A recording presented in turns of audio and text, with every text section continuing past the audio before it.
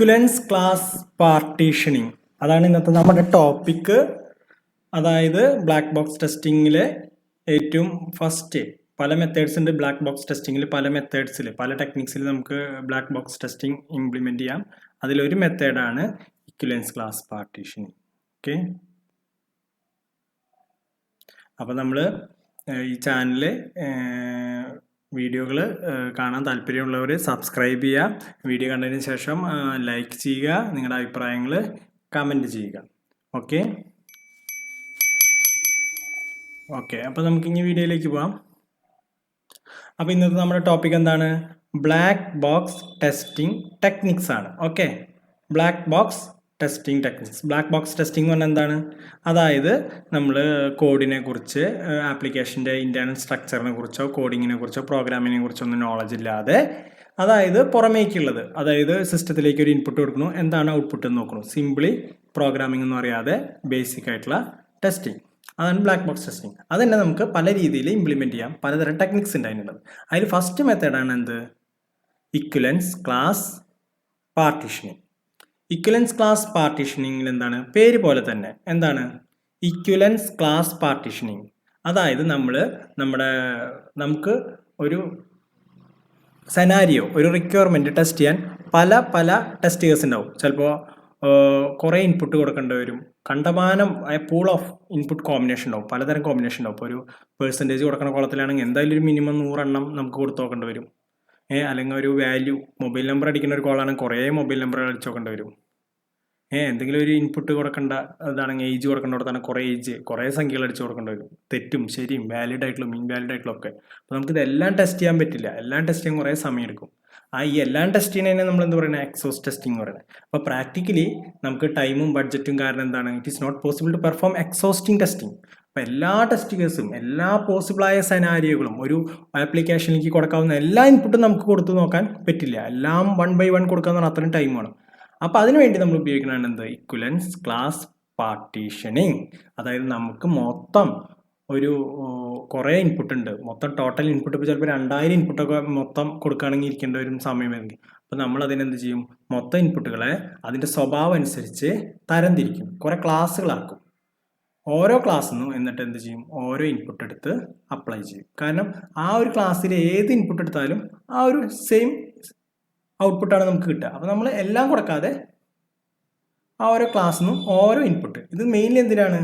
Test കേസുകളുടെ എണ്ണം കുറയ്ക്കാനാണ്. ഇപ്പോൾ 2000 ഇൻപുട്ട് കൊടുക്കണം, 2000 ടെസ്റ്റ് കേസ് ചെയ്തതിന് തുല്യമാണ്, 2000 ടെസ്റ്റ് കേസ് ചെയ്യുന്നതിന് തുല്യമാണ്. അതിന് പകരം ചെയ്യുന്നു, നമ്മൾ 2000 ഇൻപുട്ട് ഉണ്ടെങ്കിൽ അതിനെ ഒരു 3 ഗ്രൂപ്പായിട്ട് തിരിക്കുകയാണ്. എന്നിട്ട് ഓരോ ഗ്രൂപ്പിൽ നിന്ന് ഓരോ ടെസ്റ്റ് കേസ് എടുത്ത് ചെയ്ത് നോക്കുകയാണ്. അതിനാണ് നമ്മൾ ഇക്വലൻസ് ക്ലാസ് പാർട്ടീഷനിങ് എന്ന് പറയുന്നത്. നമുക്ക് നോക്കാം. In this method the input domain data is divide into different equivalence classes. അതായത് ഇക്വലൻസ് ആയിട്ടുള്ള ഒരേ ഇക്വലൻസ് എന്ന് പറഞ്ഞാൽ നമ്പറിൻ്റെ സിസ്റ്റത്തിലല്ല ഇക്വലൻസ് എന്ന് പറയുന്നത്, ഒരേ സ്വഭാവമുള്ള, ഒരേ ഔട്ട്പുട്ട് തരാൻ സാധ്യതയുള്ള, ഒരേ കാറ്റഗറിയുള്ള ഇൻപുട്ടുകളാക്കി തിരിക്കണം. എന്നിട്ട് എന്ത് ചെയ്യണം? ഓരോ കാറ്റഗറിയിൽ നിന്ന് നമ്മൾ ഓരോ ഇൻപുട്ട് എടുത്ത് ടെസ്റ്റ് ചെയ്ത് നോക്കണം. ഇത് എന്തിനാണ് മെയിൻലി യൂസ് ചെയ്യുന്നതെന്ന് വെച്ചാൽ ടോട്ടൽ നമ്പർ ഓഫ് ടെസ്റ്റ് കേസിൻ്റെ എണ്ണം കുറയ്ക്കുക എന്നുള്ളതാണ് ഇതിൻ്റെ ലക്ഷ്യം. അതായത് ശരിക്കും നമ്മളൊരു സിസ്റ്റം ടെസ്റ്റ് ചെയ്യുകയാണെങ്കിൽ infinite number of test cases അല്ലെങ്കിൽ ഇൻപുട്സ് നമ്മൾ കൊടുത്തു നോക്കേണ്ടി വരും. ശരിയാണോ എന്ന് ചെക്ക് ചെയ്യാൻ, എല്ലാ എറർ ഉണ്ടോ എന്ന് നോക്കാൻ. അത് നടക്കില്ല, അത് പോസിബിൾ അല്ല. അതിനുകൊണ്ട് ഈ ഇൻഫിനിറ്റ് ആയിട്ടുള്ള ഇൻപുട്ട് കോമ്പിനേഷനെ നമ്മൾ എന്ത് ചെയ്യും? ഫൈനൈറ്റ് ആക്കി മാറ്റാനാണ് ഈ ഇക്വലൻസ് ക്ലാസ് പാർട്ടീഷനിങ് എന്ന മെത്തേഡ് ഉപയോഗിക്കുന്നത്. അപ്പോൾ നമുക്കൊരു എക്സാമ്പിളിലേക്ക് പോകാം. ഇപ്പോൾ നമുക്ക് സപ്പോസ് നമുക്കൊരു ഏജ് നോക്കുന്ന ഒരു ആപ്ലിക്കേഷൻ, ഏജ് നോക്കുന്ന ആപ്ലിക്കേഷനല്ല, ഒരു വെബ്സൈറ്റോ ഏതെങ്കിലും ഒരു ആപ്ലിക്കേഷൻ ആയാലും അതിലൊരു സപ്പോസ് ഒരു പേജിൽ നമുക്ക് ഏജ് ഇൻപുട്ട് ചെയ്യുന്ന ഒരു ഭാഗം ഉണ്ടെന്ന് വയ്ക്കാം. അപ്പോൾ നമുക്ക് അതിൻ്റെ ടെസ്റ്റ് കേസ് എഴുതണം. അപ്പോൾ അതിൻ്റെ ഒരു കണ്ടീഷൻ ഇവിടെ കാണാണ്ട് എന്താണ്? അക്സെപ്റ്റ് വാല്യൂസ് 18 to 56, 18 മുതൽ 56 വരെയാണ് അതിൻ്റെ വാല്യൂസ് വാലിഡ് ആയിട്ടുള്ളത് കൊടുക്കേണ്ടതെന്ന് പറയുന്നത്. അപ്പോൾ നമ്മൾ ടെസ്റ്റ് ചെയ്യുമ്പോൾ എന്ത് ചെയ്യണം? 18 മുതൽ 56 വരെ കൊടുത്തിട്ട് കറക്റ്റ് ആണെങ്കിൽ ശരിയായി നമുക്ക് ഉറപ്പിക്കാൻ പറ്റില്ല. നമുക്ക് എന്ത് ചെയ്യണം? ഇൻവാലിഡും കൊടുക്കണം. അപ്പോൾ മൊത്തത്തിൽ ഏത് വേണം കൊടുക്കാം? 1000 കൊടുക്കാം, 2000 കൊടുക്കാം, ഏത് വേണമെങ്കിലും കൊടുത്ത് നോക്കേണ്ടി വരും. കുറേ കൊടുത്ത് നോക്കേണ്ടി വരും. അതിനൊരു അവസാനമില്ല. അപ്പോൾ എത്രയോ സമയം പോവും. അപ്പോൾ നമ്മൾ 0 മുതൽ ചിലപ്പോൾ 1000 വരെ കൊടുത്ത് നോക്കണം. 1000 കൊടുത്താലും അത് അക്സെപ്റ്റ് ചെയ്യാൻ പാടില്ല. അപ്പോൾ 1000 ടെസ്റ്റ് ചെയ്യേണ്ടി വരും, 2000 ടെസ്റ്റ് ചെയ്യേണ്ടി വരും, 3000 ടെസ്റ്റ് ചെയ്യേണ്ടി വരും. അപ്പോൾ അതിനൊരു അവസാനമില്ല. അപ്പോൾ കുറേ ടൈം പോകും. അപ്പോൾ നമ്മൾ എന്ത് ചെയ്യും? മൊത്തം ഇൻപുട്ടുകൾ എടുക്കുന്നു, 3 ആയി തരംതിരിക്കണം. എന്താണ്? വാലിഡ് ആയിട്ടുള്ള ഇൻപുട്ടുകൾ, ഇൻവാലിഡ് ആയ ഇൻപുട്ടുകൾ. ഇൻവാലിഡ് ആയുള്ള ഇൻപുട്ടുകൾ തന്നെ നമ്മൾ ഒരു സെക്ഷൻ ആവില്ല, 2 സെക്ഷനായിട്ടൊക്കെയോ തിരിക്കുക. മെയിൻലി നമ്മൾ എന്ത് ചെയ്യും, 18 മുതൽ 56 വരെയുള്ളതാണ് വാലിഡ്, അതിനൊരു ഗ്രൂപ്പാക്കി തരംതിരിച്ചു. 18 മുതൽ 56 വരെ ഒരു ഗ്രൂപ്പ്. പിന്നെന്താ, 17 equal to less than or equal to 17, അത് വേറെ ഗ്രൂപ്പ്. 17 മുതൽ താഴോട്ട് വേറൊരു ഗ്രൂപ്പാക്കി. പിന്നെ 56 കഴിഞ്ഞ് 57 greater than or equal to 57, 57 അതിന് മേലെയുള്ളതും വേറെ ഗ്രൂപ്പാക്കി. അങ്ങനെ മൊത്തം 3 ഗ്രൂപ്പാക്കി നമ്മൾ നമ്മുടെ ഇൻപുട്ടുകളെ തരംതിരിച്ചു. എന്നിട്ട് എന്ത് ചെയ്യണു, 3 ടെസ്റ്റ് കേസ് ആക്കി ഇതിനെ കുറയ്ക്കണു. എന്ത്, ഒന്ന് ഇൻവാലിഡ് ടെസ്റ്റ് കേസ് എഴുതുമ്പോൾ ഇൻപുട്ടായിട്ട് എന്ത് കൊടുക്കണം, 17 താഴെയുള്ളൊരു സംഖ്യ, ഒരു 10ഓ 15ഓ കൊടുത്തു നോക്കണം. പിന്നെ വാലിഡ് ആയിട്ട് ഒരെണ്ണം കൊടുക്കണം, 18 56 ഇടയ്ക്ക് ഒരു 25 കൊടുത്തു നോക്കണം. അപ്പം എന്താണ്, അത് ഓക്കെ ആവണം. 17 താഴെയുള്ള 10 കൊടുക്കുമ്പോൾ അത് ഓക്കെ ആവാൻ പാടില്ല, അക്സെപ്റ്റ് ചെയ്യാൻ പാടില്ല. പിന്നെ ഇൻവാലിഡ് ആയിട്ടുള്ളത് എന്താവും, 57 മേലെ ഒരെണ്ണം കൊടുക്കണം, നമ്മളൊരു 65ഓ 75ഓ കൊടുക്കണം. അങ്ങനെ 3 സെറ്റായി തിരിക്കുന്നു.